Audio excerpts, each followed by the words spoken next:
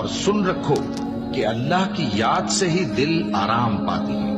جو لوگ ایمان لائے اور عمل نیک کیے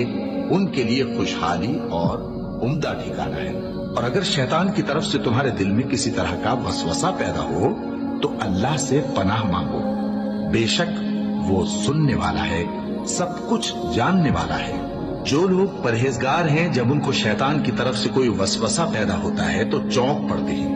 اور دل کی آنکھیں کھول کر دیکھنے لگتے ہیں، اور جب قرآن پڑھا جائے تو توجہ سے سنا کرو اور خاموش رہا کرو تاکہ تم پر رحم کیا جائے، اور اپنے پروردگار کو دل ہی دل میں عاجزی اور خوف سے اور پست آواز سے صبح و شام یاد کرتے رہو، اور دیکھنا غافل نہ ہونا۔ پھر جب تم یہ نماز تمام کر چکو تو کھڑے اور بیٹھے اور لیٹے ہر حالت میں اللہ کو یاد کرو۔ پھر جب تم مطمئن ہو جاؤ تو پورے آداب کے ساتھ